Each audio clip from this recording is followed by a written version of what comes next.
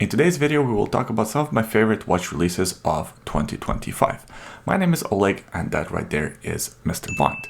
Now let's talk about the first pick, the new Nomos Club Sport Neomatik Worldtimer. This model was released at Watches and Wonders 2025, and it sort of stole the show. There were watch brands that are much larger than Nomos that released some of their new watches, but everyone kept on talking about this watch, and for a good reason. It's actually a very impressive watch. I did a full review of this model. You can find that video on the YouTube channel. I will also leave it linked in the description below. So what makes it so impressive is the fact that this watch is only around 9.9 millimeters in case height, and it comes with the full Worldtimer complication, as well as some other very impressive specs. Like, for example, it features 100 meters of water resistance, and it's powered by the fully in-house DUW3202 movement. You can actually see this beautiful movement through a display case back. It beats at 3 Hz, and it comes with roughly 42 hours of power reserve. On top of that, the pricing is super reasonable. You can find this watch for around 4,000 euro. So overall, I think it's a big hit, and since the release of this model, there have been quite a few special editions and limited editions. There's quite a few different dial variations, color variations, so you can really find the one that you like. Next, let's talk about the Tudor Black Bay 58 Burgundy. I have the Tudor Black Bay 58, the original one with the gilt accents, and it's one of my favorite diver watches. It's one of my favorite watches, period. I think the dimensions are excellent. It's a very comfortable watch, and of course it offers some great quality. Now, over the years, Tudor has been releasing a few different versions of this watch. The blue one is very notable, and now we got this burgundy version. On top of it being a really good looking watch, especially on that Jubilee style bracelet, I also think that Tudor made some right choices with this model. They're sort of moving in the right direction because now it is slightly slimmer. It is still 39 millimeters in diameter, but now it's 11.7 millimeters in case height instead of 11.9. Not a big difference, but it just shows you that they're trying to improve their watches, which is always welcomed. Now it also features a slightly updated MT5400U movement, which is a certified COSC and MATAS movement, so it's a master chronometer. That's super impressive. I'm glad again that Tudor not only upgraded the movement, but also made the watch slimmer. It still beats at 4 Hz, and it still comes with roughly 65 hours of power reserve. The previous generation of the movement came with 70 hours of power reserve, but I don't think this 5-hour power reserve anyone's going to miss, especially since the trade-off is the MATAS certification. And as far as the pricing goes, it's around 4,500, 4,600 euro, depending on which bracelet option you choose. I'd personally go for the Jubilee version. So it's one of the standouts from Tudor for me for this year, for sure. Next, let's talk about the Mido Multifort 8 2 crowns. This year we have seen quite a few integrated bracelet, integrated strap watches released. This is one of many that I will mention on today's list, and it's one of my favorite watches of the year. I did a full review of this watch, and I think it is excellent. On the bracelet, it is not my favorite because the bracelet is kind of chunky. It tapers slightly, but not enough. However, the blue strap version is excellent. Actually, it's one of the watches in my collection, and I love it. I wear it all the time, and actually every time I wear it on video, people are always asking, what is this watch? It's just very interesting. So a few things that I like about it. First of all, the dimensions: 40 millimeter diameter by 9.5 millimeter case height, super slim, and this one is around 45 millimeters from one lug to another. It features 100 meters of water resistance, and one of the best parts about this watch is actually the movement, the caliber 72, which is kind of similar to something like a Longines movement, but of course at a much lower price tag. It beats at 3.5 Hz, and it comes with roughly 72-hour power reserve. The inner rotating bezel has been a point of complaint for some people. I personally like it, but I understand if you don't like it. It does make the sort of design language a little bit more complicated. The other thing that I really like about this watch, and you can't really disagree with, is the pricing. It's around 1,200 euro, which is an excellent value proposition, especially considering this movement and the quality of the watch. And on top of all of that, now this release is a little bit old, quote unquote old. It was released this year, but you know how the watch industry moves. And because it's a little bit of an older release, you can score these watches at a pretty hefty discount. I wouldn't be surprised if you could get this watch under $1,000.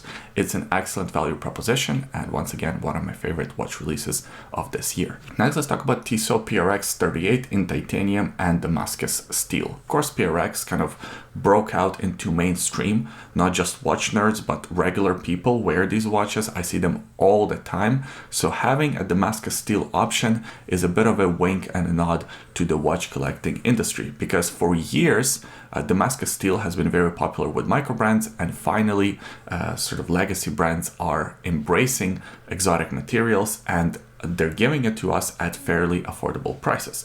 As far as all the other specs of this watch go, they're standard PRX, slightly shrunken, 38mm diameter by about 11.3mm case height, and a 43mm lug-to-lug distance, or 49mm including the first lug. They feature 100 meters of water resistance, and they're still powered by the same Powermatic 80, which beats at 3 Hz, and it comes with, of course, 80 hours of power reserve.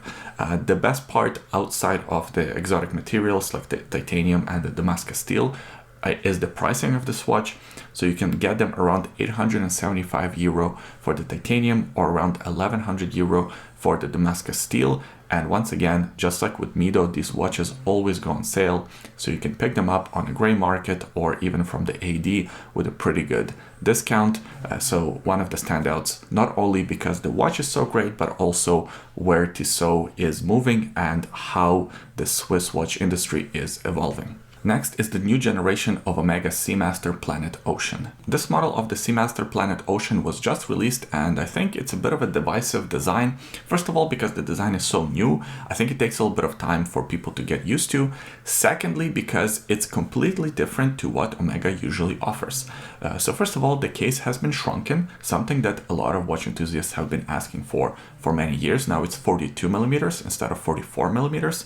I know that some Planet Oceans came with a 42mm diameter before, but not only has the diameter shrunken, also the case height is now slimmer, 13.8mm as opposed to almost 16mm on some of the previous versions. Omega also got rid of the helium escape valve at the 11 o'clock position, another thing that a lot of watch enthusiasts have been asking Omega to do. And lastly, this watch features this almost integrated bracelet, integrated strap design. Again, very popular now in 2025, but I think Omega did this design in a very clever way, because it is not actually an integrated strap. It just seems like it is, but it is still a standard strap with the cleverly designed first link.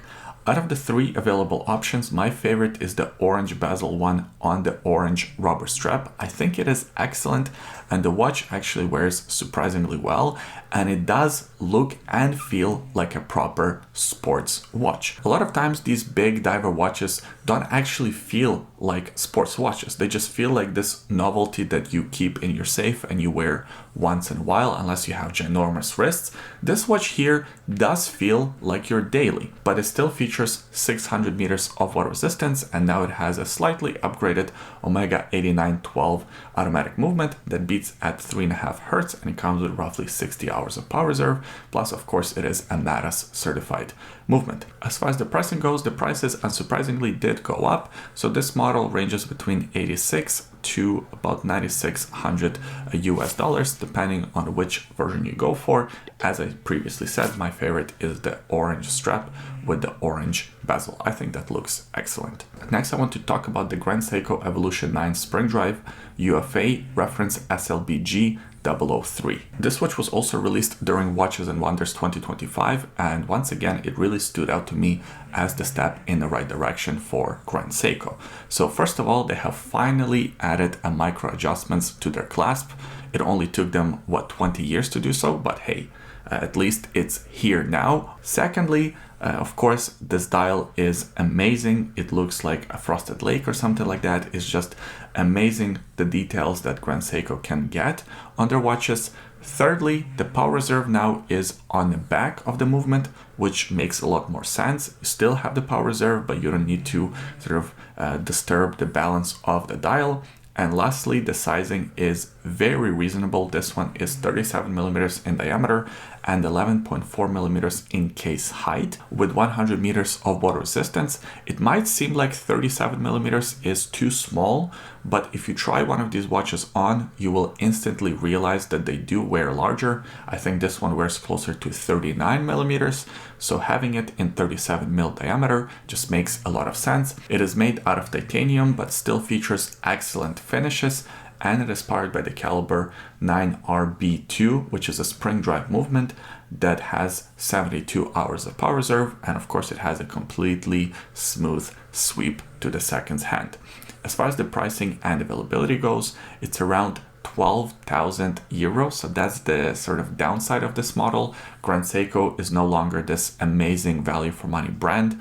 Now it is priced, I would say, in line with the rest of the watch market, but nevertheless, I think this is an excellent model. It's a very good looking watch, and if I would see one out and about on someone's wrists, I would right away know that that person knows a thing or two about watches. Next, I want to talk about the Zelos Artemis. I did a review of this watch model a few months ago when it came out, and actually a lot of people didn't really love this model too much. I am personally a huge fan of this design language, but I understand if it's not your cup of tea because it has this skeletonized design. It also has the integrated strap design. It's kind of weird the way the strap integrates into the case. I get it. It's not for everyone. It also doesn't look as good on video as it looks in real life. So it's kind of difficult to translate this design. But as I said, it's one of my favorite watch releases of this year. I just think it's so unique and so great. And it kind of reminds me of the AP, one of their special models. I forgot what it's called, but I'll put it on the screen. It's not exactly an homage to that, but for whatever reason, it kind of reminds me of that model, the way the strap integrates into the case. So there are a few different versions available. There is the Damascus steel, there's the titanium, and there's the Mokume. Again, what I was talking about earlier, micro brands giving us exotic materials. As far as the case and the dimensions go, it's around 40 millimeters in diameter, 45 millimeter lug-to-lug distance, and these watches are super slim at about 10 millimeters in case height. They're powered by the skeletonized Marvin 700, which is a movement that beats at 3 Hertz, and it comes with roughly 42 hours of power reserve. It is a manual wound movement, and this watch has around 50 meters of water resistance because of its unique design. As I said earlier, this is a bit of a love it or hate it type of a design. I personally really like it, and for whatever reason, this watch has really snuck into my watch rotation, and it's one of the watches that I wear on a consistent basis, one of my favorite releases of the year. Next, let's talk about Breitling and their Superocean Heritage Collection. Breitling recently has transformed from one of these overrated watch brands to, in my opinion, underrated watch brands, and this release is a prime example of that. So now they have this new Breitling B31 movement, and they're putting this movement into the new updated Heritage Collection. The two specific models that I wanted to highlight is the 42 and the 40 millimeter divers. I think both of them are excellent, and both of them feature some great dimensions. Both of them are around 12 millimeters in case height. They both feature ceramic bezel inserts, and there are quite a few different options to choose from in terms of the dial, bezel, and strap variations. My favorite is probably the blue one. The black one also looks very good and very sleek. This is one of these releases that was released and a lot of people were talking about, and then it was just sort of forgotten. But I think it deserves a lot more attention because, once again, just like with the Grand Seiko, just like with some of the other brands that I talked about, this is the step in the right direction. As far as the movement specs, it beats at about 4 Hertz. It comes with 78 hours of power reserve, and it is a COSC certified movement. The pricing is somewhere between $6,000 and $8,000, depending if you go for the one on the rubber strap or the one on the mesh bracelet, and depending on which size of the watch you go for. Next, I want to talk about the Fairer Integra. Fairer is a British watch brand, and I think they're offering some great value for money propositions in terms of their design, but also in terms of their quality. So this watch right here features that integrated bracelet design. It comes with both the strap and the bracelet in a package, and you can easily swap between the two. As far as the case and the dimensions go, it's around 38.5 millimeters in diameter, 10.3 millimeters in case height, and it features a 42 millimeter lug-to-lug distance. It comes with 100 meters of water resistance, and the case and bracelet are made out of stainless steel. The finishes on the bracelet and on the case are excellent. It also comes with a top grade Sellita SW300 movement, which beats at 4 Hz, and it comes with 56 hours of power reserve, and it features this custom rotor. There are a few different dial variations available. My favorite is the green one, the Melancholy Stone. I think the design here could be a little bit divisive. You either like it or you don't. I really like it. I like those big Arabic numerals. I like the integration of a date wheel at the 3 o'clock position. And most of all, I like the pricing of this watch. So it's around 1600 USD or 1765 for the stone versions. Next, let's talk about Seiko Prospex Diver PADI Special Editions, reference SPB 501 and SRPL 51. These Seikos are not exactly new models, they're just new color variations to existing line. One is the Seiko Samurai, the other one is the SPB, the Prospex version. But I think, just like with some of the other watches that I mentioned on this list, this is the step in the right direction. This is exactly what we want from Seiko. Give us more versions of your great watches with slight improvements. Like for example, this new Samurai is in a smaller case. It's 41.7 millimeters in diameter and 49 millimeters in lug-to-lug distance with a 12.3 millimeter case height. The Seiko Prospex is 40 millimeters in diameter, 46 millimeter lug-to-lug distance, and a 13 millimeter case height. Both versions feature 200 meters of water resistance, and both of them are properly ISO certified. So these are actual diver watches. They both feature automatic Seiko in-house movements, but of course the SPB has the higher grade movement, Seiko Caliber 6R55, which beats at 3 Hz and it comes with 72 hours of power reserve, as opposed to the Samurai that comes with the 4R35 automatic movement that also beats at 3 Hz, but it comes with 41 hours of power reserve and slightly worse accuracy. And as far as the pricing and availability, the SPB is the higher end version of Seiko, so it's around 1700 euro, and the Samurai is around 650 euro, but just like with many other Seikos, you can always find them on sale. I recently got this watch right here, the SPB 299 Save the Oceans Special Edition, and this watch just reminded me how great Seiko can be when they stop all the nonsense and just focus on their bread and butter.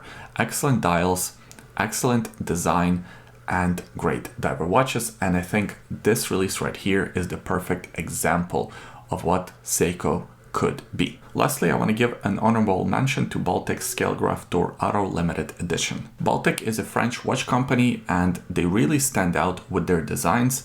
I think this watch right here is excellent in terms of its looks. It's such a handsome watch. It features that sort of big eye chronograph design, which is very motorsport inspired. Of course, this is a limited edition for Tour Auto. They made 400 pieces of this watch. The dimensions are also pretty good, 39.5 millimeter diameter, 47 millimeter lug-to-lug distance, and a 14 millimeter case height, including the double domed sapphire crystal. This watch is powered by the Sellita SW510M, the manual wound movement that beats at 4 Hz and comes with 63 hours of power reserve.